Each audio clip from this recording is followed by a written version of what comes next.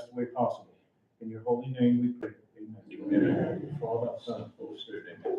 I pledge allegiance to the flag of the United States of America and to the republic for which it stands, one nation, under God, indivisible, with liberty and justice for all.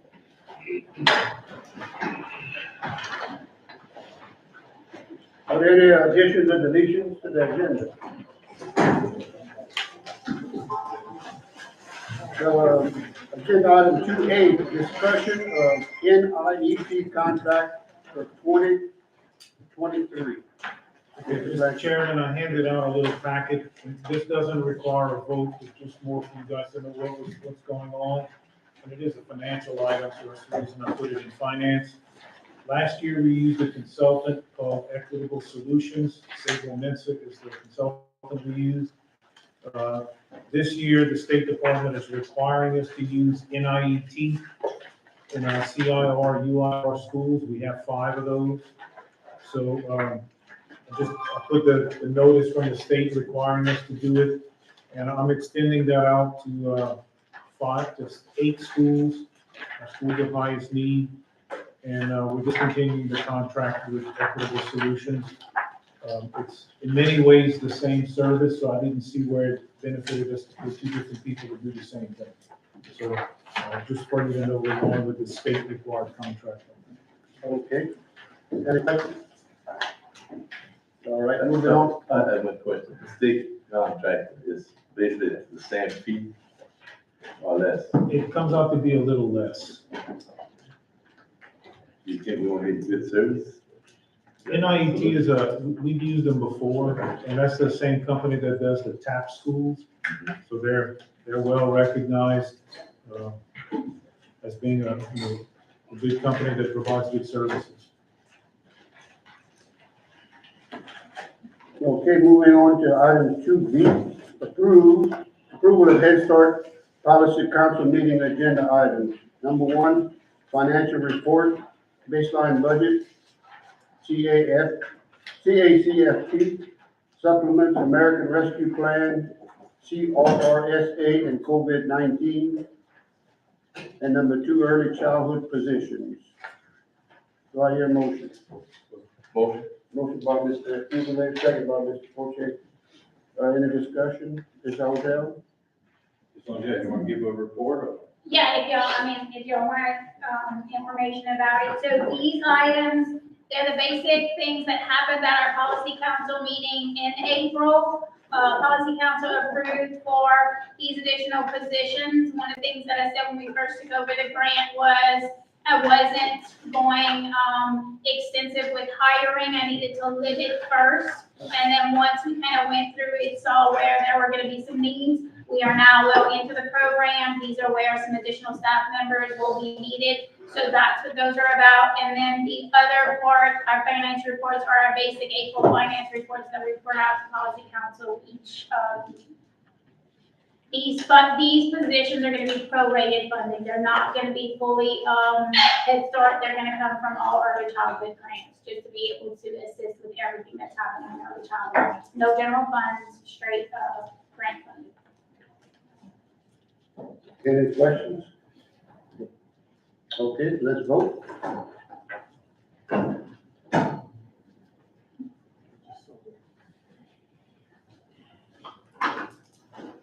Motion passed.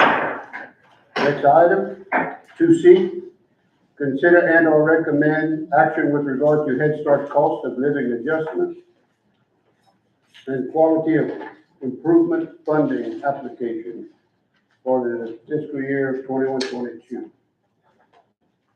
Just having a motion.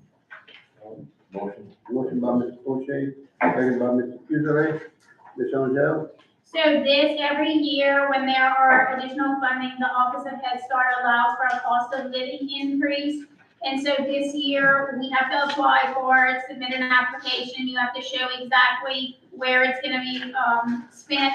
Any money that is not spent towards salaries and benefits can be used in other areas for improvements. Your quality improvement can be used either for salaries or additional improvements. And so the information you have in front of you shows that we would issue everybody a 2.28% cost of living supplement. It would align with what the school board approved in that it would be issued the same time that the June supplement, the extra one, was issued for school, system members. And the additional funds, we are looking to invest in signs at each of the Head Start centers, really good commercial grade signs that'll say the name of the center and be able to put the letters up to kind of put now registering or different messages on there. So those are where the funds are going to be spent. This is coming to you before it went to policy council because of the timing. This has to be due into the HSES website by June 1st, which means I did not have enough time to put it on policy council in May and then board in June. So coming to you for approval, it will be on Monday's policy council meeting as well. Any questions? Okay, let's vote.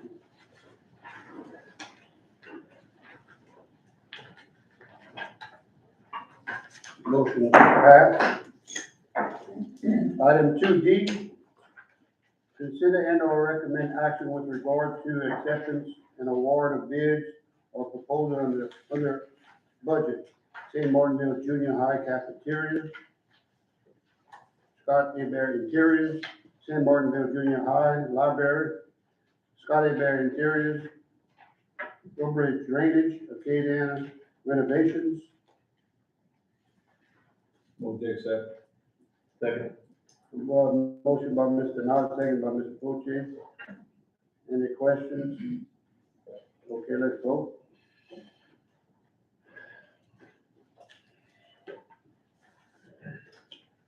Motion passed. Item 2E, consider and/or recommend action with regard to awarding Grove Ridge Elementary canopy project to low bidder. Bids are being received on May 4th.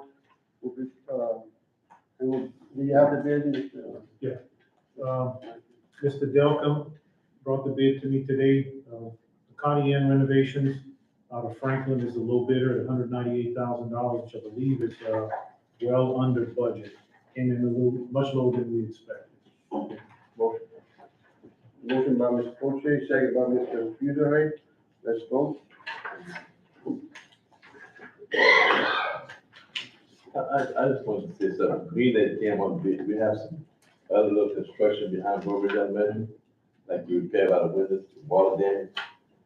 We can utilize that funds for that, get somebody over something. You know, maybe we don't have to just, Mr. P can just probably get some local contractor to go out and take care of those problems. Yeah, we can do that.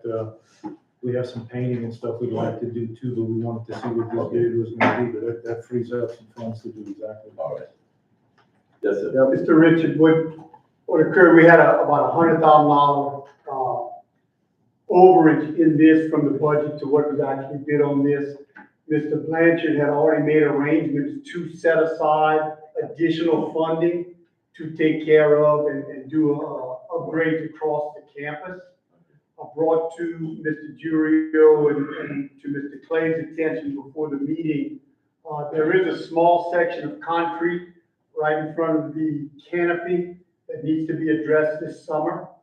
I also told them, did major renovation to the driveway, entering the campus all the way to the canopy in front of the admin.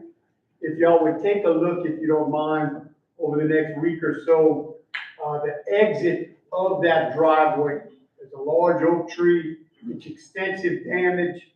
It's not gonna hold up. Within the next year to 2 years, you're gonna have some major issues in that area.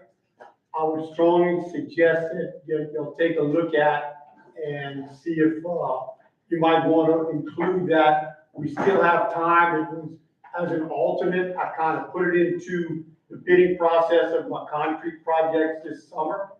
So there's still time to get that into a summer project if y'all would make the decision to do it. So just bringing that to y'all. They got additional money, you see, then go ahead on with the project. I'm pretty sure the other board done not a problem with that. Okay. That way you can't. What I'll do, I'll put it in there. We'll see how the bidding process comes out in regards to this addendum, and then y'all can make final decisions. Kind of due to time constraints, you're gonna see in the next item here, there are a number of projects that are out to bid. I should be getting the culmination of those bids within the next couple of weeks. School that's out on the 25th, if I'm staying corrected, we would like to give, in the event that the projects come in under bid, we would like the ability to give the notice to proceed after the 25th, to where we don't, as there are summer projects, and we don't want to get cramped by time, that if they do come in under bid, that they could possibly be addressed at the next meeting with the tentative approval to move forward. We're asking the board to give the regular bond committee Right. the authority to approve it, so Mr. P can get the contracts and everything in place. So on May 26th, it will start. If we wait till the next scheduled board meeting, we may lose another couple of weeks, which, you know, your summer projects, sometimes it comes down to crunch time at the end to get these projects under the wire, so to speak. Who made that motion? You want to include, to have Al and the Yeah. people, okay, That's let that it come on administration. on the budget? Mr. Butcher, you made that motion. Yeah, you made the motion. I do that in my motion. We, let Mr. Pete and Mr. Blanchard. Yeah, we've done that. They come on the, what was proposed and give the authorization to go ahead on this project. And just ratify it in the June meeting. Right. Do we need to vote on that? Yes. Okay, item 2E passes with the amendment. Item 2F, consider and/or recommend action with regard to authorization for the bond committee and superintendent to accept the local order if within budget once proposals are received from the following: Cecilia Junior High canopy, driveway and field house repair, Bridge Junior High field house, Bridge Elementary driveway, driveway repairs, St. Martinville Senior High driveway repairs and canopy, ELC gym upgrades, St. Martin Primary, fence construction and roof at Health Center, JSEP fence, canopy and sidewalks, Parks Middle driveway repairs, Parks Primary landscape, Cecilia Elementary canopy, Oh, I'm sorry, Kevin. Well, that's the one that just broke. No, that's not the one that you did. Stevensville Elementary asbestos and railing and emergency door project at Cecilia High, Cecilia Primary, Test Elementary, Parks Primary, and St. Martin Senior High. Do I have a motion? Second. Okay, second by Ms. Dow. And that also includes those bonds. Yes.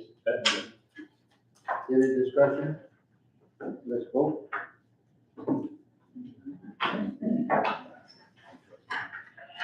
Motion passed. Item 2G, consider and/or recommend action with regard to dissolving two part-time secretarial positions at Brooklyn Junior High and Cecilia Junior High and replacing them with full-time secretaries. Have a motion? I just have one minor. Motion by It's a grammar problem. Second, Say, second by Mr. Poche. Any discussion? Yeah, it's just the way it's worded, if you read it grammatically, it says two at Cecilia Junior High and two.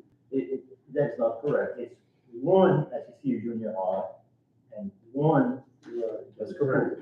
But when Mona says both, it implies that you're doing two search at Cecilia Junior High. Unless I forgot my English. Okay, Mr. Blanchard, you got anything to say? Just that both of those, we only have a couple schools left that don't have two secretaries. Usually one serves as the secretary and the other is the bookkeeper. Right, and so I'm just asking to bring them up to the same level as the other schools. Okay. Let's vote.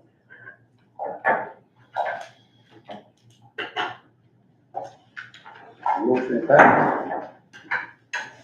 Item 2H, consider and/or recommend action with regard to adding a master teacher position at ELC. Have a motion. Motion. Motion by Ms. Vidal. Second by Mr. Cochi. Any questions? Let's vote.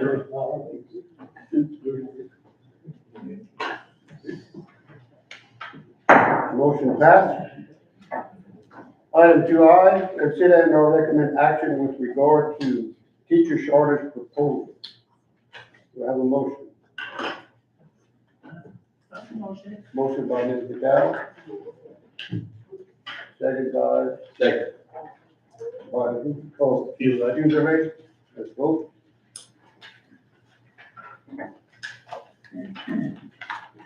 I see we got several different proposals.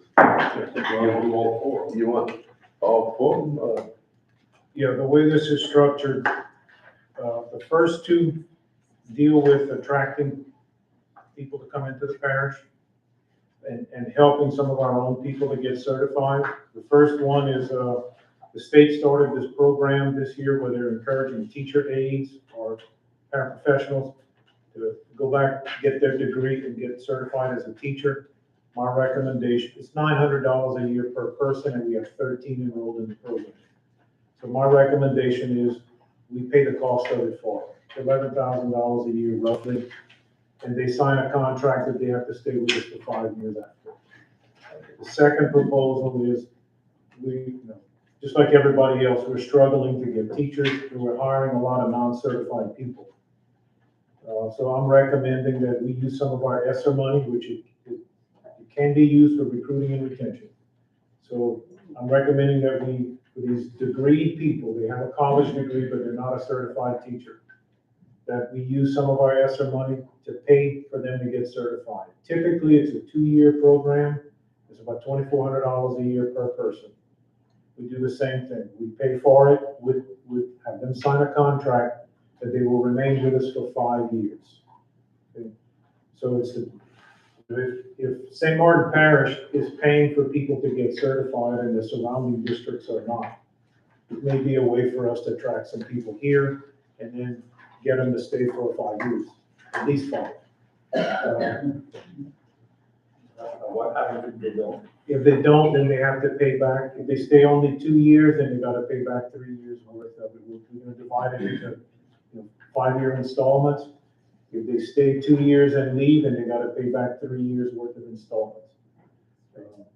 Some districts are giving signing bonuses. The thing about a signing bonus is you come in, you teach, and you leave. You can leave after 1 year, and you lose your bonus. This way, we're gonna pay for them to get certified, and they gotta stay with us for 5 years. The last two items are, we're gonna use those more as a last resort. Right now, we hire a number of people that have on temporary authority to teach, they're degreed, and they can qualify for a TAT, but the state only guarantees those for 1 year, so they may or may not renew those. If they do not renew it, and we can't find a certified teacher, or one of these people I just talked about in one of these practitioner programs, then I'm asking the board to allow us to count them, to treat them like an employee. We give them a 1-year contract at a beginning teacher salary and guarantee them the job for 1 year. And maybe they would stay with us the whole year. At the end of the year, we terminate them, and next year, if we want to come back and we need them, then we hire them back again. Okay, so again, that's not the first thing we're gonna do. That's what we're gonna do when we run out of certified applicants, degreed applicants. And the last item on there is this, it's a suggestion we had, and again, it's one of these things that's gonna be a last resort.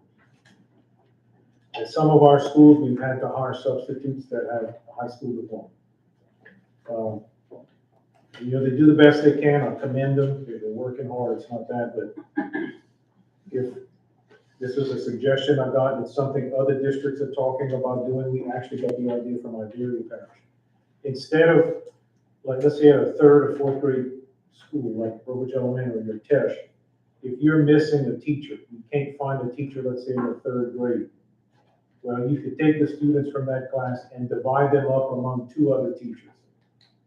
Pay the teacher a little extra to take a larger class size, maybe 35 kids, and then hire an aide for that year, 1 year only, and let the aide be there to assist the teacher. Typically, your class sizes are around 25 or so. In state law, you can only go up to 33.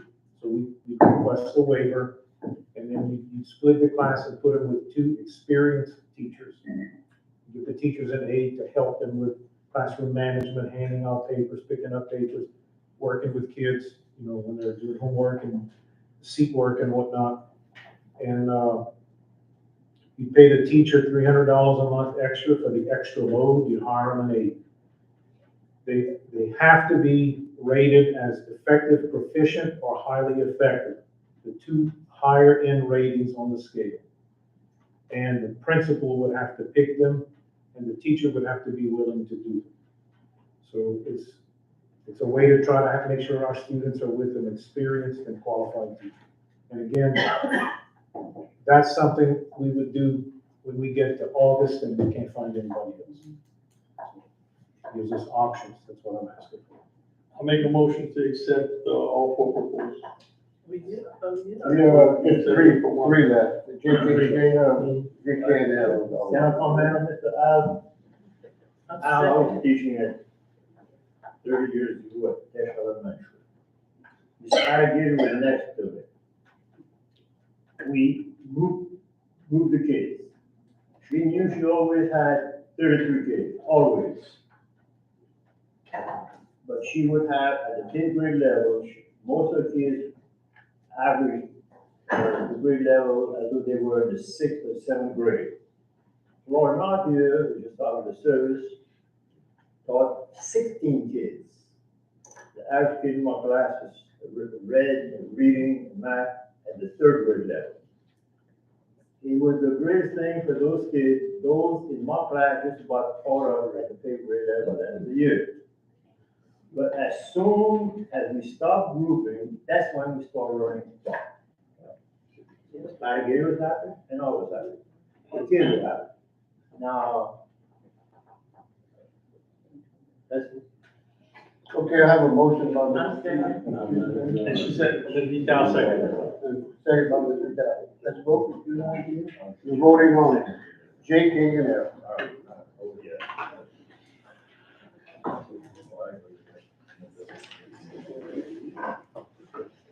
Motion passed.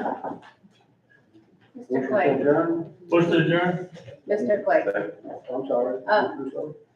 it's not an item on here, but Mr. Caron's here to present. We voted on it last month, but he came back to present the flood insurance renewals. Those weren't in because FEMA was redoing some information. So I didn't know if y'all wanted him to present to the board or if y'all were okay with just the flyer that he passed out. Yes, ma'am, that's fine. Yeah. Okay. Motion to add. Oh, to add, okay. Motion to add. Motion by Mr. Fuses, second by Ms. Vitale to add the insurance proposal. We already voted on it, right? Yeah, it was all voted on last month with the Okay. insurance. He just came back to present it. Oh, He wasn't okay. here yet. To give us good news. Yes, good. I'm actually gonna give y'all some good news. Yep. No, I appreciate it. So as I had mentioned last month, the FEMA NFIP flood program, effective April 1st, changed, the rating system changed for, all commercial businesses and residential. And you're actually going to be, benefiting from this year. Cecilia Senior High and Brobridge High School, between the two, we have 15 flood policies. And I'm still short 3 quotes from FEMA. They're going through, instead of rating by address like they used to, they're now rating by latitude and longitudes because they're using satellite data to determine premiums. Well, the good news is that even without those 3 quotes back, we're saving probably at the end of the day about $15,000 on our flood insurance premiums for the next year, so. What's the reason for that? I mean, other than because. Because flood insurance used to be rated solely off the flood zone you were in. And now it's rated off of the elevation from the satellite, basically the terrain that you're on and how close you are. So most of what we've been saying that it hadn't been flooded yet. Well, Robert's High had a little trouble. But Yeah. City High. Right. In 2016 was probably the closest. Even though it's in a flood zone, you've never flooded, and because it's built up higher, and FEMA is now taking that into account, whereas before they weren't.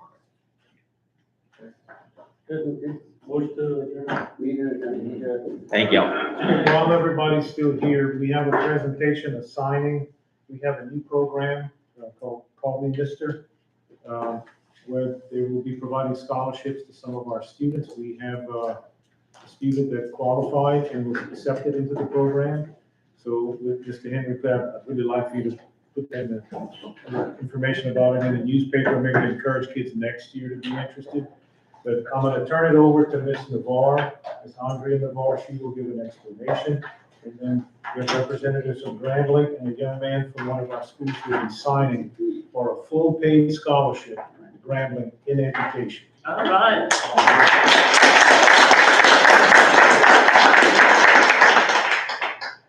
I'm Andrea Navarre, a high school graduation coach, and I had the privilege of attending Educators Rising Conference at UL.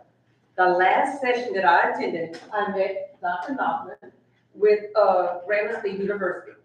In his presentation, he spoke about, of course, the fact that there aren't any or barely any Black males in education.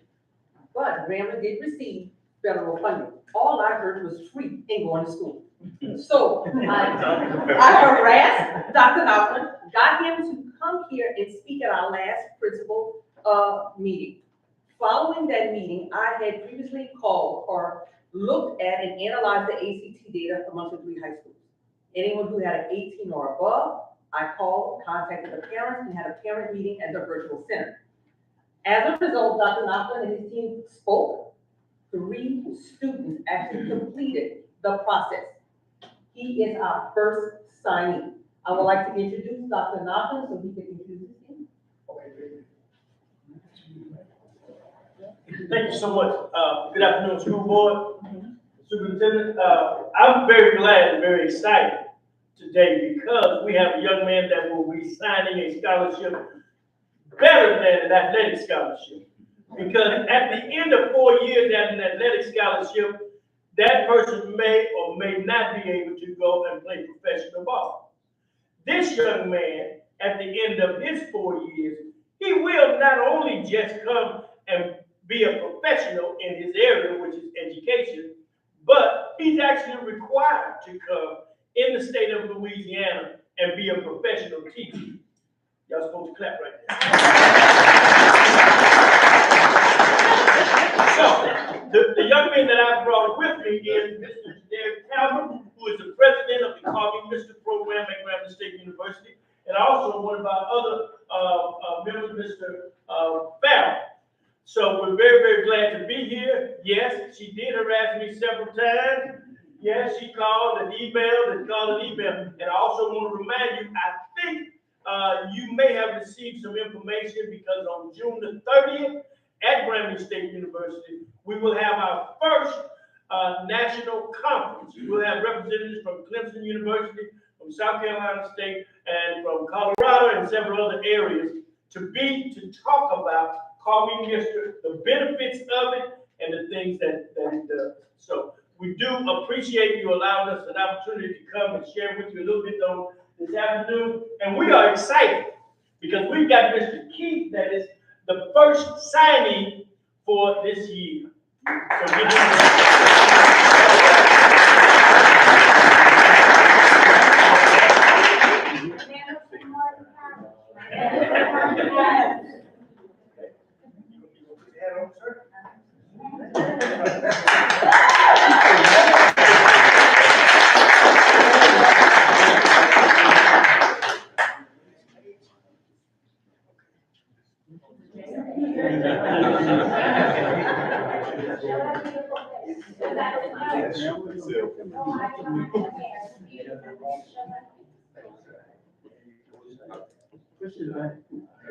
All right.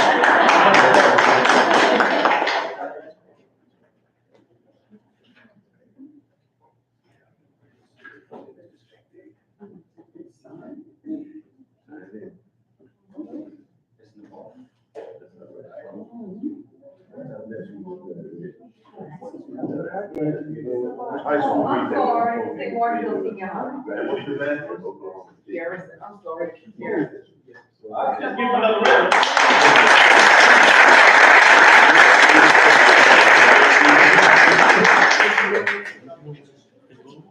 We need a picture of some more. How about the president?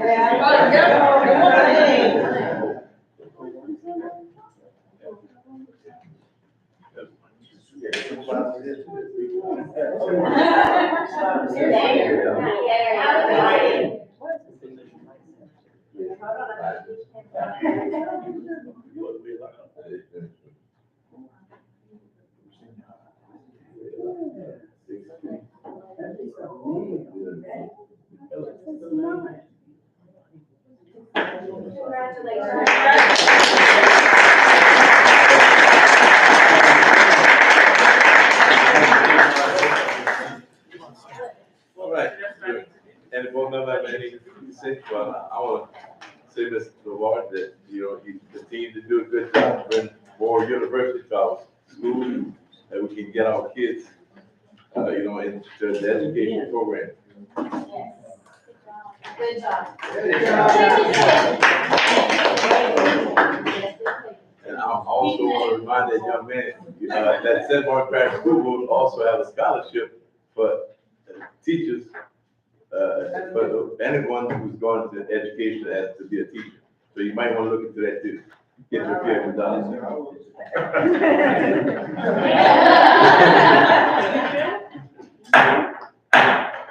The St. Mark Parish School Board regular meeting, May the 4th, now come to order. Need a prayer, Mr. Superintendent. Heavenly Father, we come to you today asking your guidance, wisdom, and support as we begin our meeting. Help us to engage in meaningful discussions, allow us to grow closer as a group, and nurture the bonds of community. Fill us with your grace as we make decisions that affect everyone in our school system. Give us your grace that we may do our parts as public servants. Amen. I pledge Allegiance to the flag of the United States of America and to the republic for which it stands, one nation, under God, indivisible, with liberty and justice for all. Is there any announcement, acclamations? Yes, sir, Mr. President. When there are no announcements, I have the employee of the month. Okay, we'll go to a subscription employee of the budget. The Southern Scripts Employee of the Month this month is Miss Rachel Delco.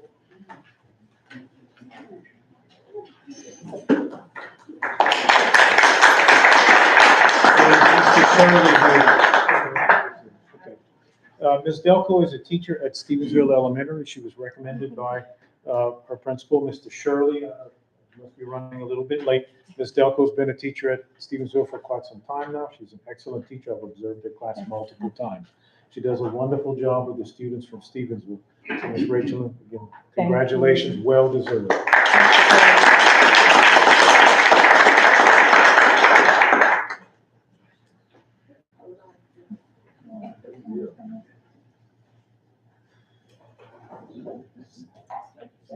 I've been to Paris for 15 years. This is my 15th.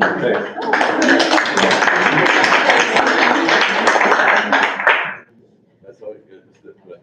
Yes, sir. Is there any addition or deletion to the agenda?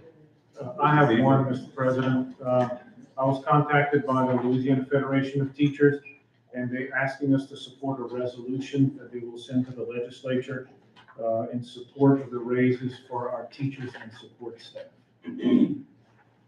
I would recommend that we add this in the approval. On the new business? Yes. Motion to add, again, we'll add that on the new business. Item C.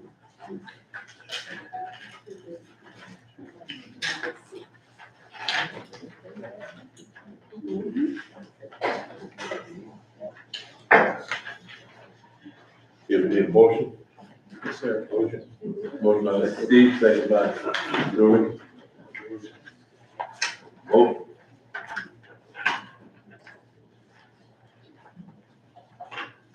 Motion carried. Is there any items to be removed from the consent agenda that you want to discuss? If not, then I need a motion to stand from, the consent agenda. Motion by Mr. Clayton, second by Mr. Coty. Vote. Any nays? Motion carried. Finance Committee, recommendation. Move to accept the minutes. Second. Motion by Mr. Abad, second by Mr. Coty, to accept items A through E, or A through F, K. We, have a motion and a second. Vote.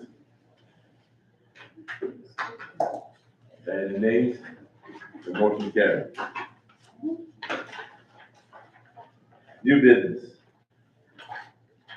Consider approve policy council recommendation. That's on there.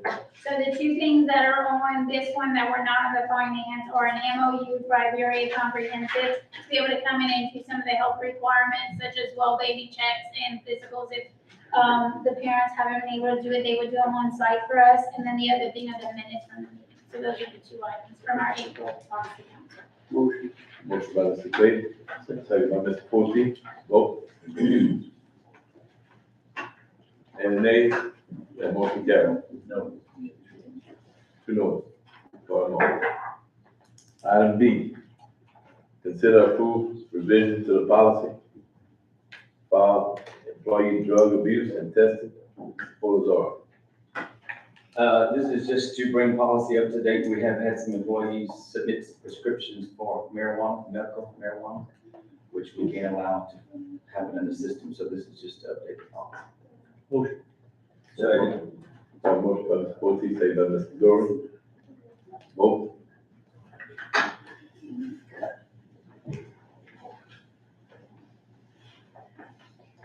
Any nays?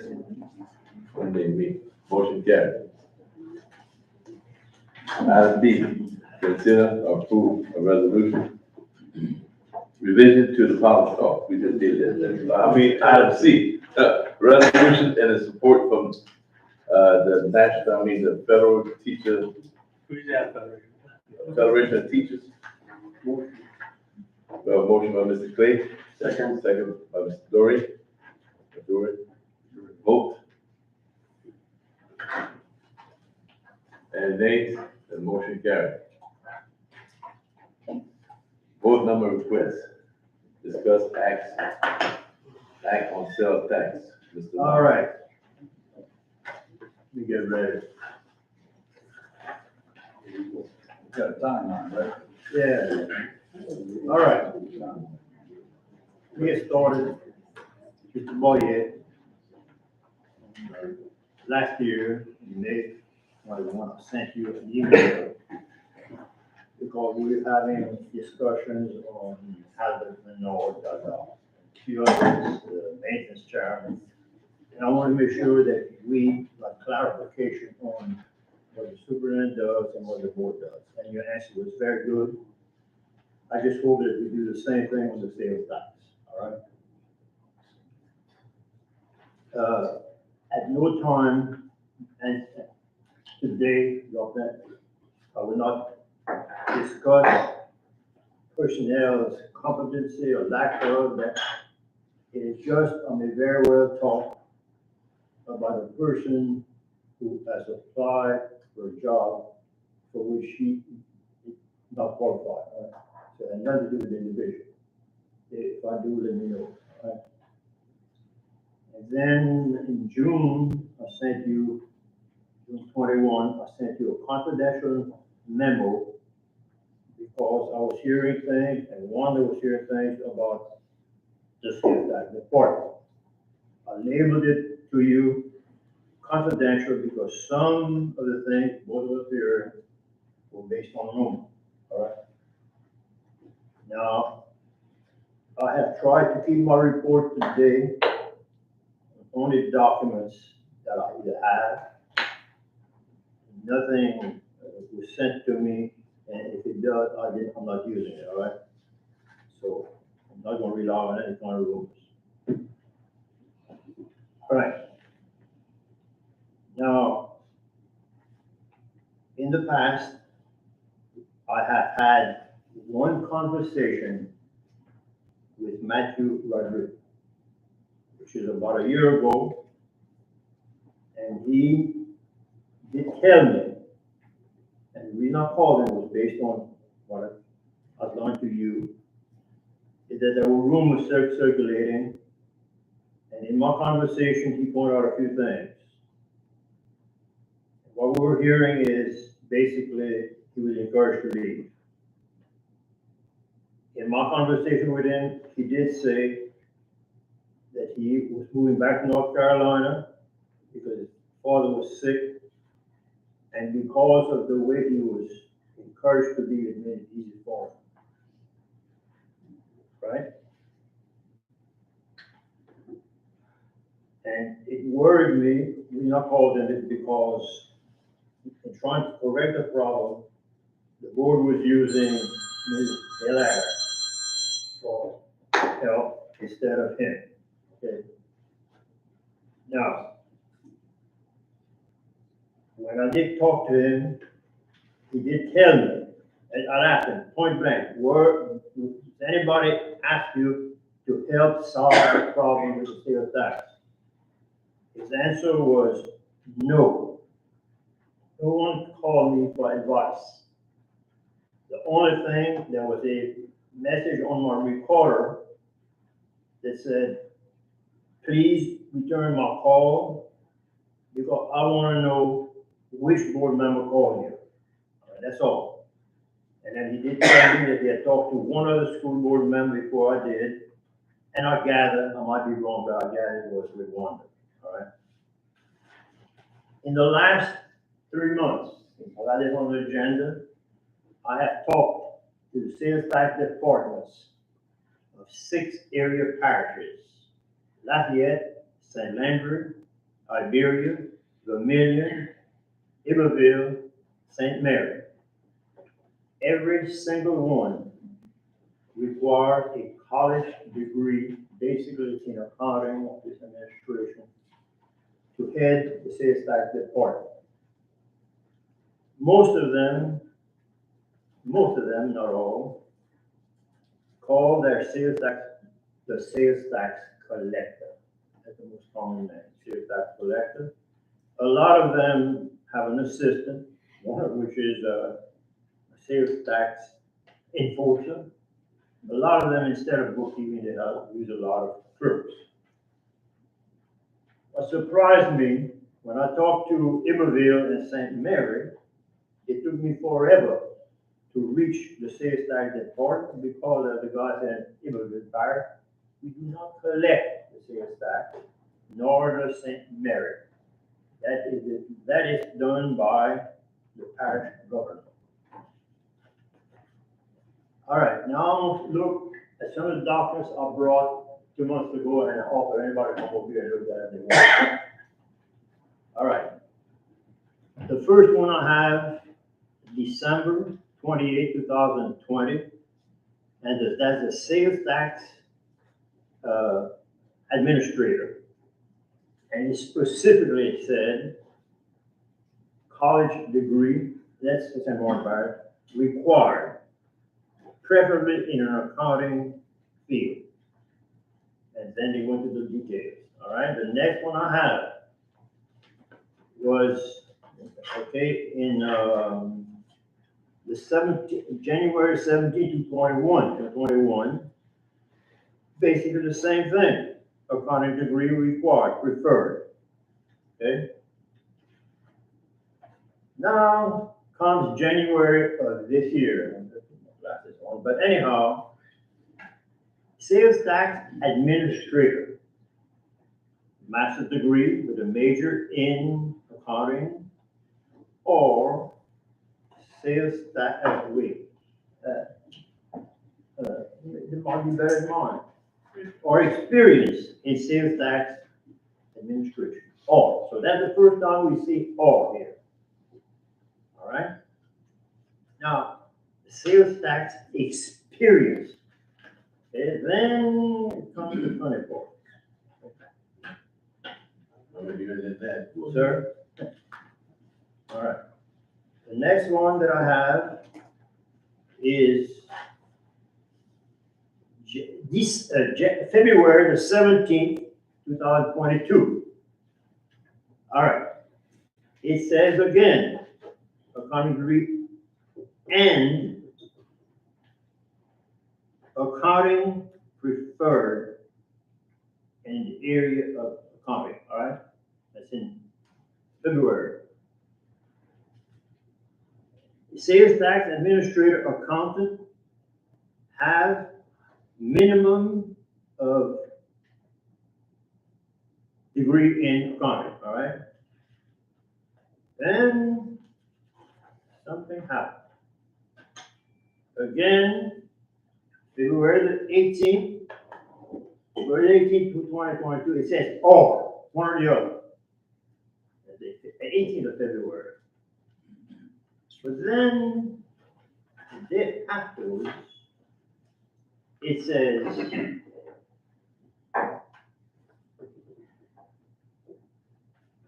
or, no.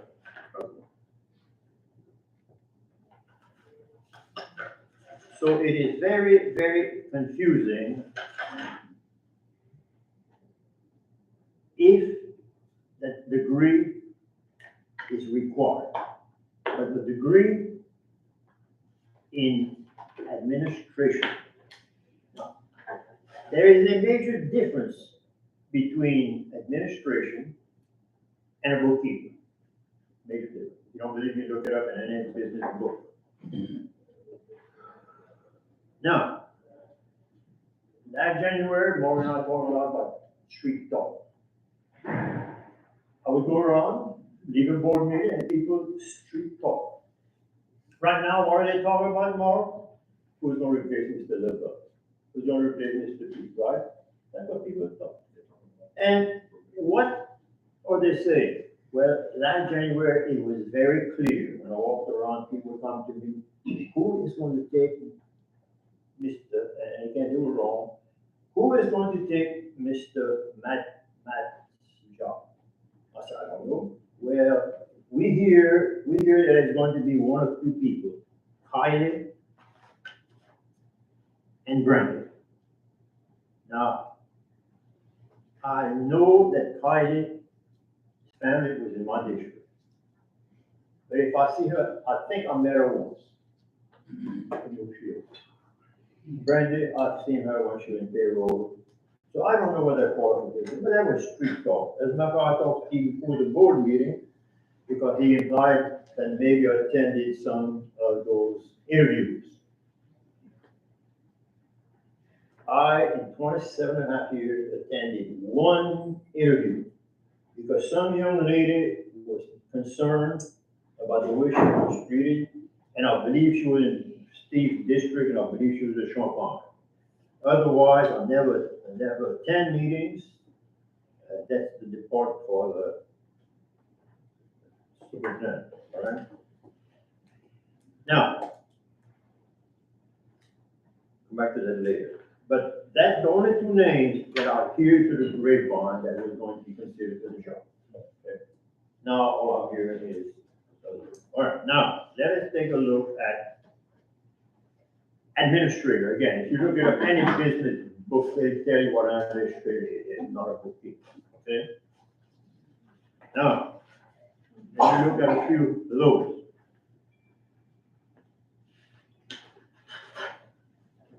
Sales tax, I got that from our computer, April the 7th. Sales tax employees. The first one listed is Tina Charles. Sales tax bookkeeper. out of all the employees, that's the only one that has listed as a sales tax bookkeeper. Okay? Now, I know she's been with the system many, many years, but again, I know nothing about her. Not true. Apparently, she must be well liked, must be competent, because I have had some information sent to me about why she didn't apply, all right? Clear, but I said, if I you walk out here, I have no idea what it is. All right, now, Matthew Rodriguez. He was hired here as an accountant. You ought to see his resume, college, experience, graduated from now. I don't remember exactly who was the superintendent, but he was so efficient that the superintendent came in and said, look, we know how to keep him. We need to give him a promotion. The only way we can give it is to give him the supervisor, so he became a supervisor. All right? Now, like with Olin, we always say you can't replace Olin. Still think we can't, but we try, all right? Same thing with Matt. We are trying to replace Matt. We tried to relate from John Berry. It didn't work out. Now we're gonna try someone else. I don't think we'll ever be able to replace Matthew. Now, Everybody replaces. I'm almost done. Let's take a look at Mr. Roberts, sales tax administrator. I've known him for 10 years. I've known him for 10 years. He was He didn't talk about it. sir? I mean, it's close, but. No, it's something I got from the computer here. But the insinuation of you, Look, he didn't talk about any current employee's name. You gotta be careful not to insinuate. but here, from our computer, it shows him as a bookkeeper, right? Until February this year. Then you can go check on the computer, all right? I didn't ask for it. Before that, I met him, he was working about 6, 7 years ago, Richard, when Ms. Turbo was director. I would go in the maintenance department, and he was working, right? I could see he was working, and he was bookkeeping, all right? Again, I will not discuss, okay? Anyhow, on January the 24th of this year, every one of us got an email. Jack Roberts, bookkeeper. From Delta. So he was a bookkeeper for the maintenance department. That's his email I got, right? You all got it. Okay? Then I got another email. He's a bookkeeper from Henry Darrell. January 24th of this year. Okay? And there's the rest of the email he sent me. All right. So anyhow,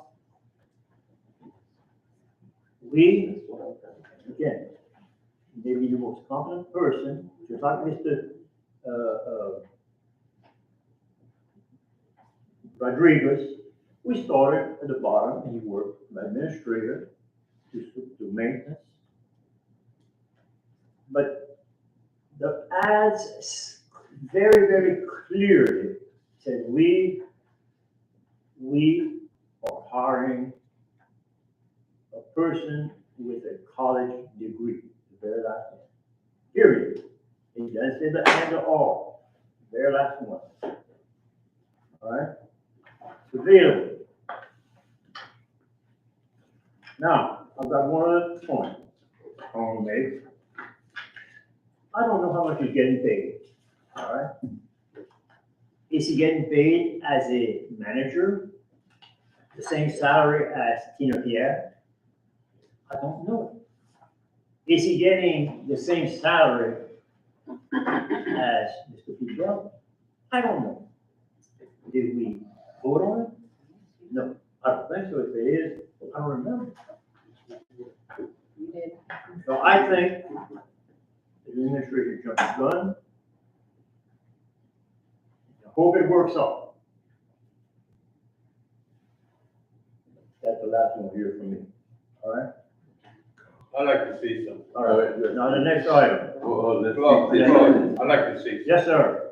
All right. We had a person that came from sales tax to Byberry Parish Yes, sir. after Mr. I heard you last board meeting. Right. And within 2 weeks, you know, Chester Cedars, they called me, what's wrong with the sales tax department? You know, the parish didn't get their money. The sheriff department didn't get their money.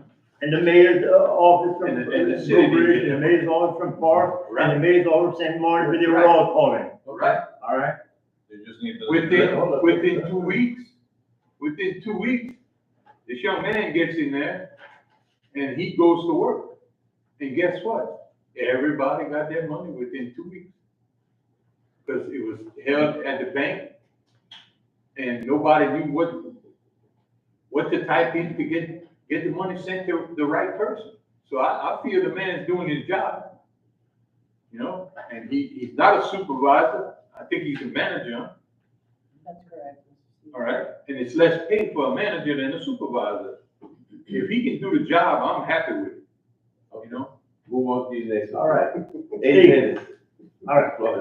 Now you are hired. You are any one of those employees.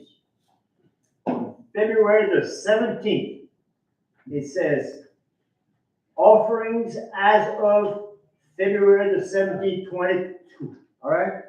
What does it say, Mark?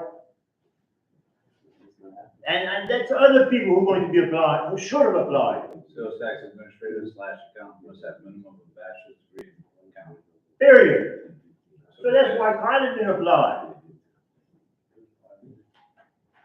And a few others. Well, no. All right, I'm done, I'm ready for the second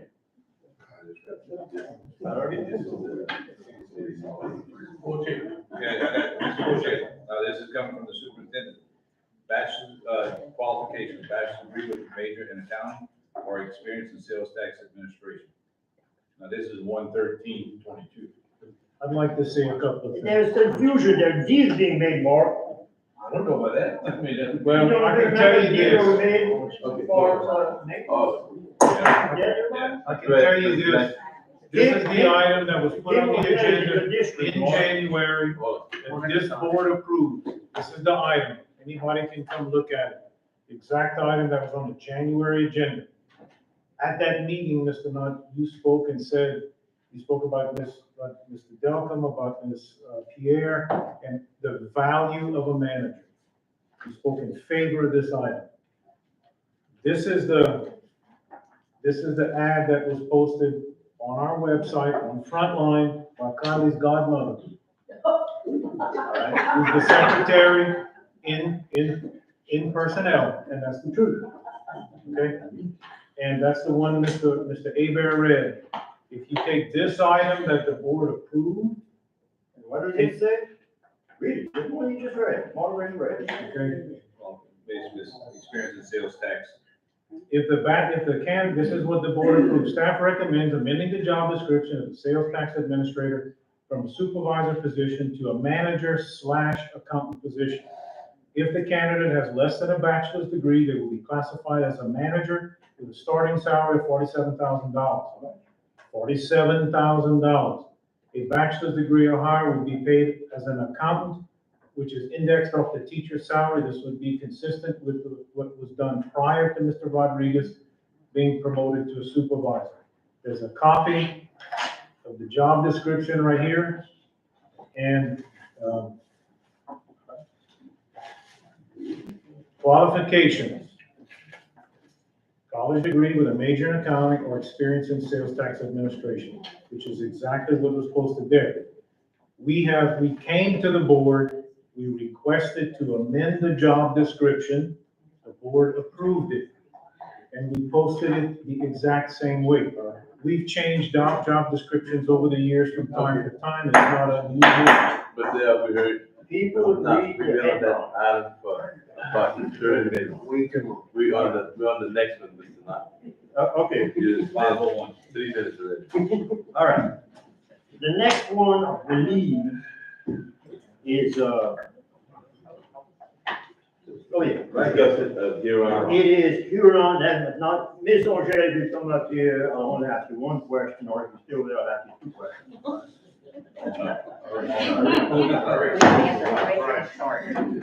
Ms. Angel called me yesterday, because I was going to ask her, she called me out. Very simple question, but I gave her the choice. My question was very simple, but after we talked, she decided that we decided that, because some of you might be interested. I was asked about the Huron school, the Colorado school, by someone who wanted to know if it was possible to offer at that school a pre-K, not Head Start, but pre-K, 1 or 2 classes. And I really didn't know how to answer, I didn't know the realities, the space in the building. And since Colorado is all time favorite school, from some of you already know, could you answer that for us? Yes, I certainly can. So according to guidelines, Head Start can offer programs for 3-year-olds and 4-year-olds, but the design of our program, being that we are a school board who has pre-K 4 programs in the school setting, the best fit and to provide the best services for children is for us to have our Head Start centers focus on 3-year-olds and under, and our school system focus on 4-year-olds. Part of the reason for that is you have children in a group, so that those that are teaching 3-year-olds specifically focus on what the expectations for a 3-year-old are, the curriculum, as well as in the school system, those teachers are focusing on what 4-year-olds are needed. So in the past, that is how it was done through SMILE and CDI, that they allowed 3s and 4s because that was the design of their program. As a school system, now at Head Start grantee, we're gonna best use the funds and our staff to meet the needs of the students, which means 3-year-olds at Head Start, 4-year-olds in the school system. That's why you know. Okay, now, One more question. yeah, but I'm gonna make a comment, Yes, sir. if you don't mind, because you want to listen, I'm gonna say something with some of the board, all right? I know we only spent 2-3 minutes on Head Start first, all right? And I voted no, Mark voted no, and we'll keep on voting no. But now, let me say a few comments. Number one, I hate to vote against giving employees a 2% cost of living, all right? All burden. But twice in the last year, I put on the agenda giving all employees 3% and pay, all right? So I think we need to start being a little bit more consistent. If you had said all employees get 2.6%, whatever. I can't say that, Mr. Floyd, because I am doing the Head Start grant, and it was made very, very clear that it was on its island by itself, and one of the big things that I am asked, and I stay in my lane, is we need to be self-sufficient and we need to fund it when we can. And so when the Office of Head Start gives funding at a 2.28%, it will only fund the 78 employees that are part of the Head Start program. It cannot support anything related to school system, just like the sales tax. When those are issued, I have to figure out if we can give sales tax supplements to my Head Start employees, or if they can't get it and they have to wait for COLA increases. So they are 2 separate entities. Y'all have asked me to keep them separate, and I am doing my best to keep them separate. Okay, now, one other one, That's 2 questions. I think. That's 3 questions. Number 3. Okay, I will Yes, keep sir. on voting no. I think as a board, we're not spending enough time, like for example, tonight's agenda, I kind of separated it. Tonight, this is Head Start, and guess what? Over half of what we should discuss tonight is Head Start, and we're spending less time on grades 1 to 12, and that should be our mission, all right? Now, I spent a lot of time getting on my agenda items. I have other things to do in my house, I have a lot of board members, you know, we have other jobs to do. But I like to come prepared to a board meeting. And I feel that I cannot be prepared the way it is operating now. Like, I'll just give you one example. You have something on the agenda about some comprehensive study out of New Iberia, right? No, that is a memorandum of understanding, so we can have services provided by Iberia Comprehensive. The whole MOU was in your packet. The way Florida operates, he sees something on a report, before he comes to the board meeting, he has to get on that computer and see, who are they? Are they reliable? Are they not checked? So I am not spending enough time researching. Do those people do something Iberia Parish has started? I put on the agenda once or twice about it. Iberia Parish goes with prime time, right? Maybe don't have to. They do the work. They couldn't get head start, they wouldn't facilitate it like said one parent. That this parent also could get head start. So it must be something. Mr. Floyd, what I can do is, I will contact you prior to meeting, so you and I can No, I'm gonna talk. propose something and- everybody will not like, all right? Yeah. I was on the board, Richard, a few others, when we had 2 board meetings a month. And then after 8 years, we stopped, all right? Because some of our board meetings were like at midnight. Well, I say, your meeting lasts till 12 o'clock. So what I'm proposing for this board, I know that it'd be next agenda, all right? That we have our regular board meeting the first Wednesday of the month. That's what's gonna happen. And then we spend the 3rd Wednesday, we have a special board every Wednesday, the 3rd Wednesday of each month, only items that have to do with Head Start, all right? Mr. Floyd, you do know you're invited to the I monthly know, policy but I'm council going meeting. to discuss it next board meeting, I think we should, so that I can be better prepared when we come over here and you say something about Head Start or Start. Got it. Now, I have not, I've been negligent in the last 2 years. I haven't attended CCI schools, the primary. But as of now, the virus is over. I will be starting getting every school, including Head Start, all right? And I'm just saying that we need to spend more time, and that would be ideal. We do it 3rd week. I know I'll never get rid of it. They build their agenda, all right? All right. Thank you. move on. Thank you. All right. All right. Item C, Mr. Sir? Go to item C. 5 minutes, go ahead. You use up 3 minutes. 25 All right. minutes. All right. The survey. I was just shocked when I get every day 3 or 4 emails from human capital, all right? We need this teacher, we need this teacher, we need this teacher, we need this principal, we need this. People are leaving this parish. They had to postpone advertising for principals because everyone over is 47 high school. So I was talking to one after last board meeting, and we generally talked about the possibility of something we did at least twice since I'm on the board. I know there's an exit somewhere it is, at they leave, why did you leave, why did you leave? But the employees don't always tell the truth. So what we did at least once or twice, I think the first one we had a survey, and we surveyed like 50 to 100 people at a private company, it would call. At both times it cost $5,000, I would call. I'd like to ask you, why is it that you're not enough salary, not enough conditions?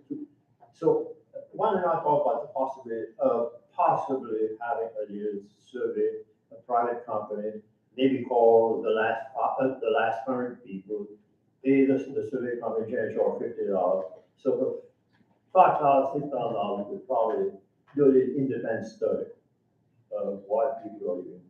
Excuse me a second, 1 second, I got something I'm real good quick. at that. Why do you have anything? Mr. Blanchard, this DSEG thing we in, didn't they cover all of that? any questionnaires and stuff like that as to why people were living, calling people in, asking them why they were, what they thought about our parish, and all this question. We did all that already. There was some of that, the state also did a survey this year too. And The state did a survey and, they issued some statistics, and in the last 5 years, 44% of teachers in the state have left the profession, state, not just St. Mark Parish. And it's only been exacerbated by the pandemic. It's a combination of things. Many of you at the LSBA convention, Ms. Wanda, I think you attended one of the sessions with me. And one of the main reasons that's cited, this is from a nationwide survey, is excessive accountability, all the testing, all that kind of stuff. All paperwork. Yeah. And then, some of it, actually the top three were accountability, discipline was one, pay was another. Teaching is only, I'll tell you what I told Albert when he came to my house, but he wanted to be a foreman or a manager. I told him, I was a school teacher, it's very difficult right now to teach. And my exact words, a teacher is no longer a teacher, she is a manager of a classroom. And we should make every teacher a manager. Yeah. Okay. I did look at the numbers from the last 4 or 5 years, and we normally replace somewhere between 75 and 85 teachers a year. Now, some of them are retiree return to work. You terminate them at the end of every year, and then you rehire them. So that's part of that 75 to 85 people. You also have people who are on tax. You terminate them at the end of the year because the tax is expired, they can reapply, so there's 15 to 20 people that fall into that category. Up until last year, we were in that same, number. This year it is a little bit higher. We have about 8 or 10 more people that have indicated they're going to be leaving, but we also have a lot more tax and non-certified people. You terminate those people at the end of the year, very often they're rehired. So the number is slightly higher. It's not double, it's not triple, it's maybe 10 or 12 more than we had in the last, the average for the last 4 or 5 years. Okay, so. All right, Floyd, the next item. All right. All right, the next one is, salary supplement. All right. Yeah, okay, salary supplement. Yes. It's a repeat of what I said once or twice. The Ms. Ida LeGrange.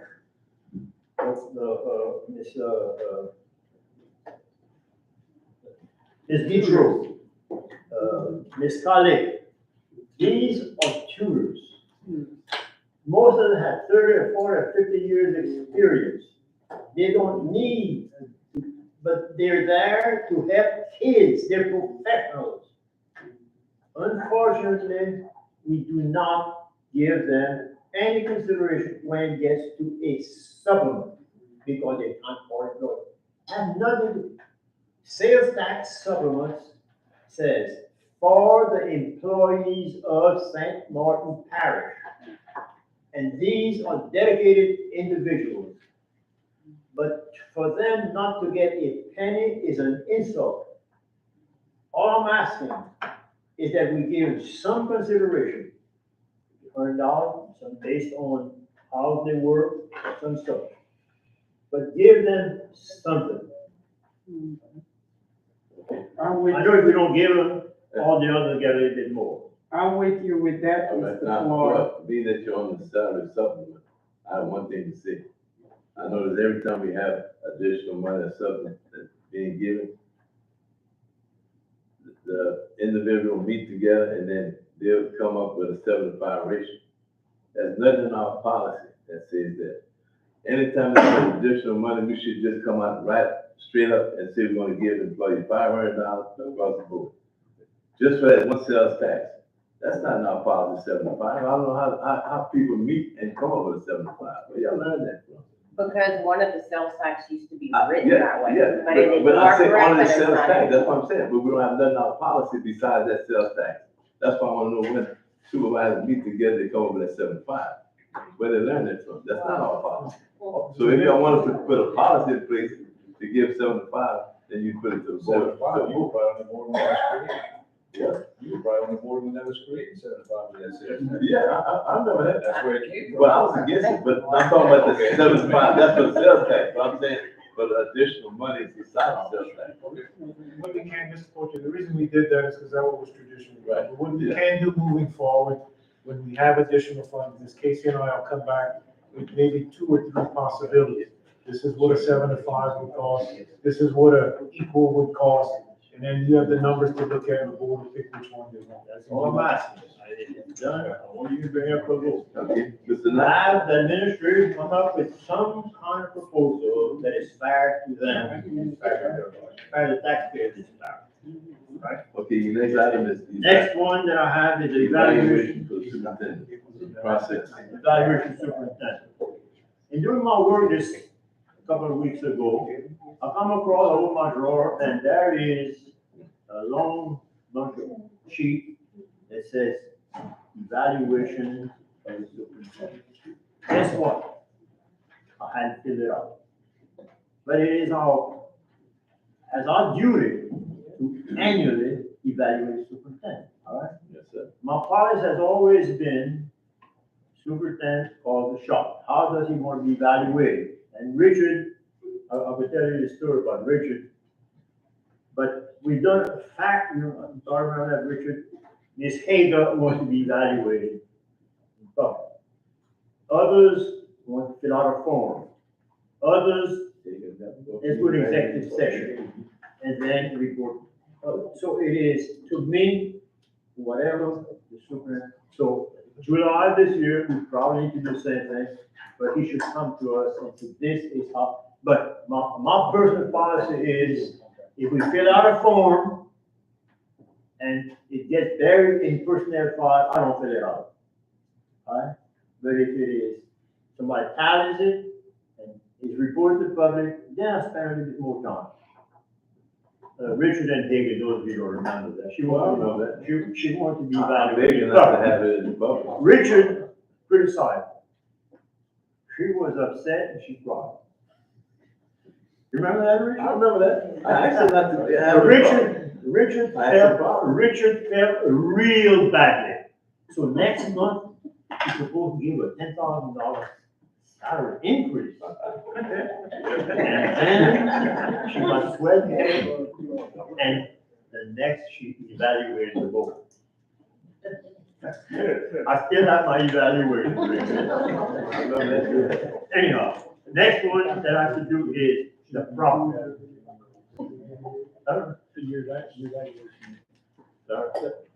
The evaluation of any employee is part of the personnel file, so it can only be made public with the consent of the employee. No, what we did is evaluate, like 95%, 80%.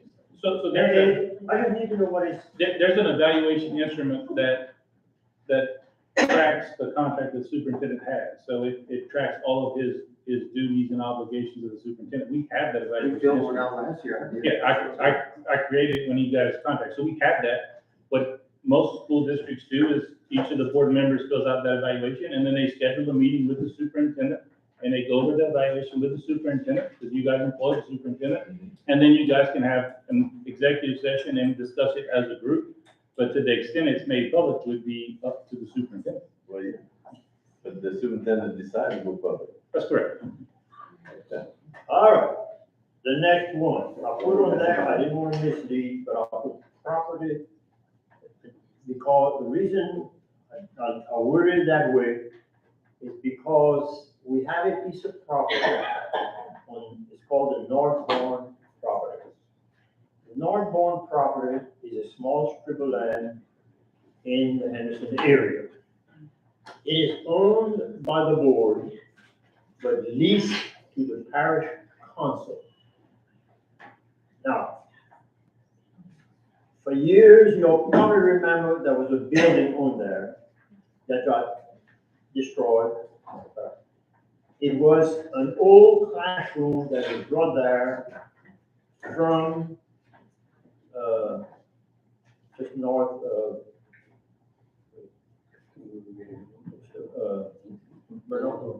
north of, There, No, but anyhow, that building was brought there, 7th, 8th grade class.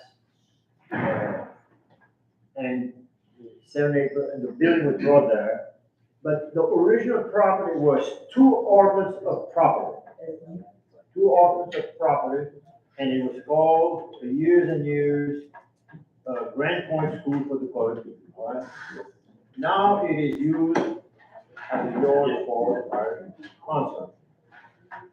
The 2 apartments, because that's how they married those days, turned out to be, when surveyed and converted to acres, to about 8/10 of an acre. It's a long, narrow strip of property. My guess is, a year ago, Morgan and I had a discussion, probably, Fred. We had a call, somebody who offered us 75,000. It was probably about 70.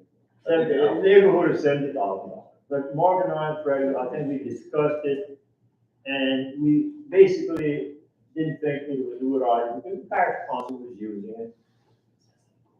But what has happened in the recently, is that Margaretville is acquiring the campgrounds, and they're going to be spending millions and millions of dollars in improving in the Henderson area.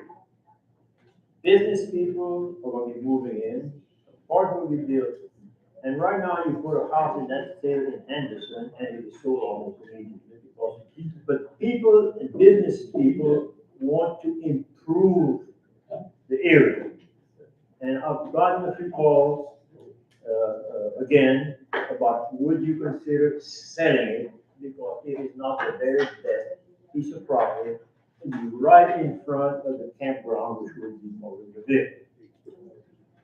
the bank, right next to the town. So I did tell him I was gonna put it on the agenda, and I did, but I couldn't identify the property until I talked to Chester Sears. Well, Thursday, there was a meeting in campgrounds, and I did go. Business people, ideas, how to improve, what are the things to do in Henderson, all that. And again, I had an opportunity to talk to Chester, to see as parish president, the problems, if in case we should happen to sell it.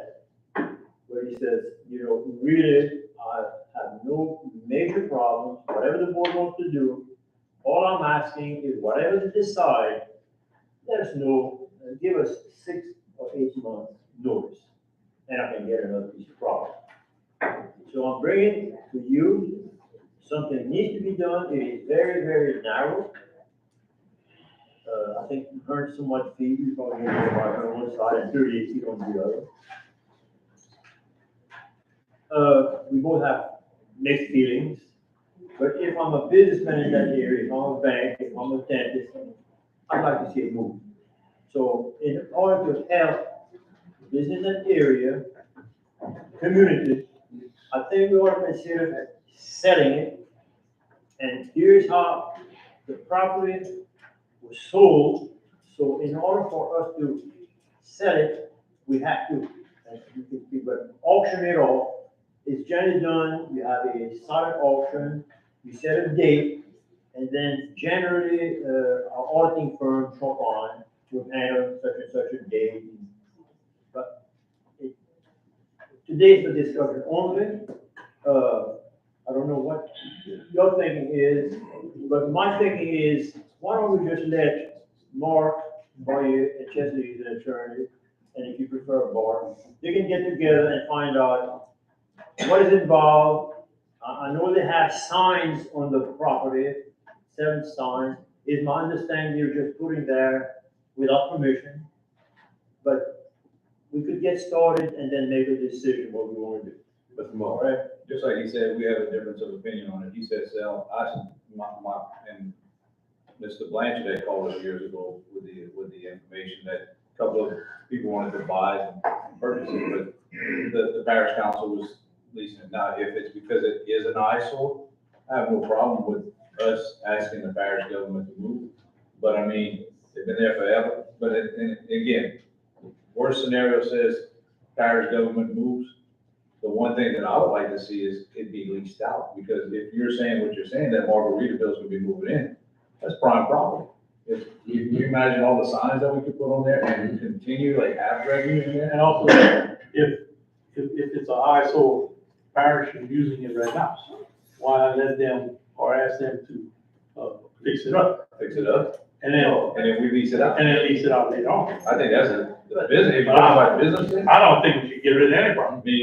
No, but it's got lines, you know, got broken pipe, the old signs that don't belong Yeah, there. it's got a bunch of trash, but they can clean that up. They've been using it, let them clean it up. And it's a narrow strip, I think. Yeah, and then the other thing is if the parish government really needs it, because I find they may have a tough time in that area finding a piece. But if not, if they decide to move, if they don't decide to move, let's actually fence it in. We talked about you on. You're on board? Yeah, That's kind of. Huron Hall is perfect for it, but I didn't thought about it. Mr. Clayton, that's what we talked about. It's not being used, and that's where it belongs. I never thought about that. Maybe you Glad want we to bring that discussed to it. the, you want to bring that to. You have the bank, you have Crawfish Town, you have, and then you have the dinosaur park. All right. I'm the middle, Well, your word. we're moving on. Next item. All right, so what we want to do? Well, Discuss this tomorrow. Bring it back next board meeting. you put it back next board meeting, we can take action this board meeting. All right, Replace position of supervision of human. all right.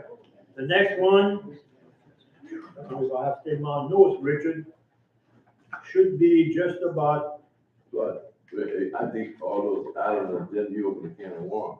uh, See, like 2 items you put on yeah. there, the I next could have one- just like grouping, I thought that we meeting did was it. not long.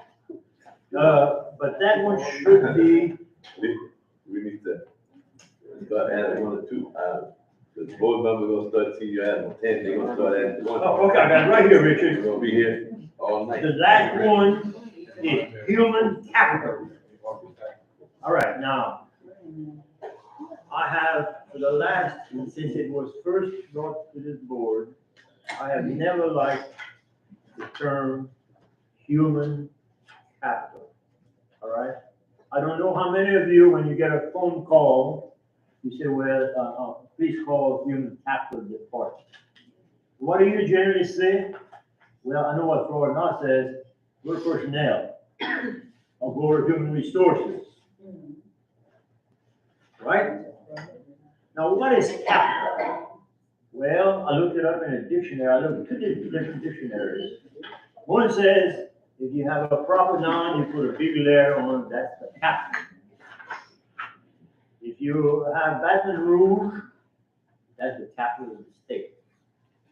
And they give all kinds of other examples. Now, I know what human is, sometimes I have my doubts, but I don't think capital is the proper word for human resources or personnel. I told so that to Dr. Deegan when she brought it up, but she kind of stubborn. Anyhow, secondly, Can't talk about an employer. sir, Can't talk about an employer. anyhow, the next part that I have on here, I think the department has grown to the point where it is more than one human family. And since that person is supposed to retire, this will be the proper time for the superintendent to make a change.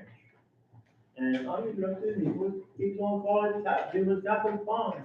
You want to call it human resource fund. Not person, obviously, human resources for large organizations, personnel. So whatever you want to call it. But secondly, I think he ought to consider, not me, I think he ought to consider splitting and having 2 supervisors instead of 1. Now, I know we've had problems lately, sports, speech. We have so many extracurricular activities going on that it is really too much for the supervisor of human resources, personnel person to handle. So for me, the superintendent should consider creating, splitting it to personnel supervisor, and extracurricular. Extracurricular is sport, it's football, it's speech, it's, you name it. All right? So that is my suggestion to the superintendent and to the board. We can pursue it next board meeting, he can tell us what his feelings are.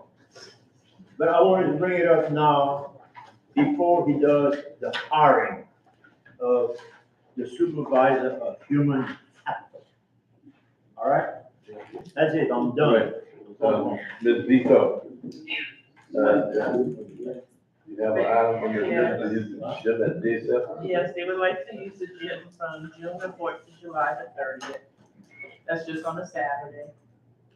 What did we do last year? They came last year. Yeah. What did we do On last year? Saturday. Yes. Yes, we approve it, you know, with the proper documentation.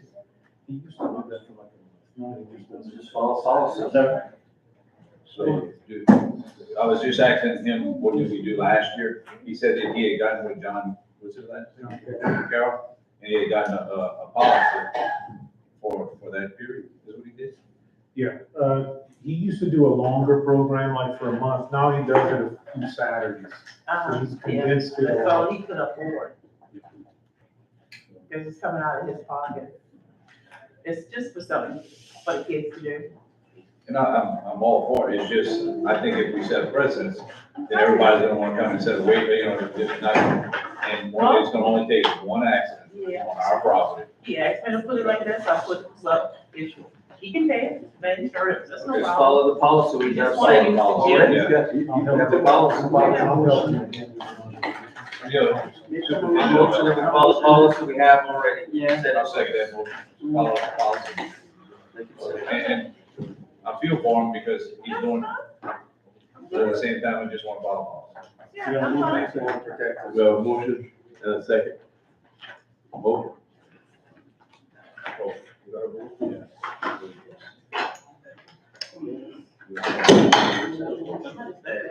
Are we going to executive session? Do we have? We have no names, motion carries. Motion to go into executive session. We have a motion on Mr. Fulton, second by Ms. Vito, go into executive session. All in favor? Nay. Somewhere, everybody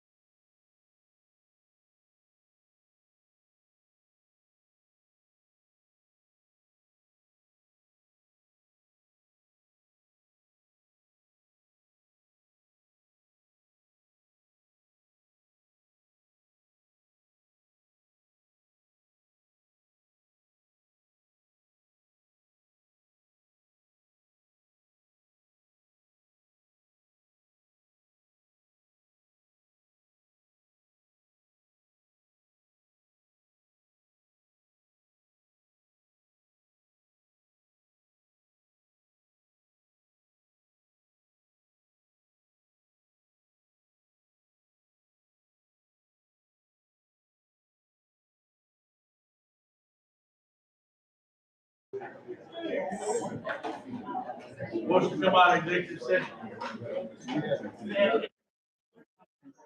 3, 4, 5, 6. We got 6. To come out of executive session. Motion to move out of executive session, by 14, second by Mr. Davis. All in favor? Aye. Yes, motion to adjourn. Motion. That's. Aye. Done.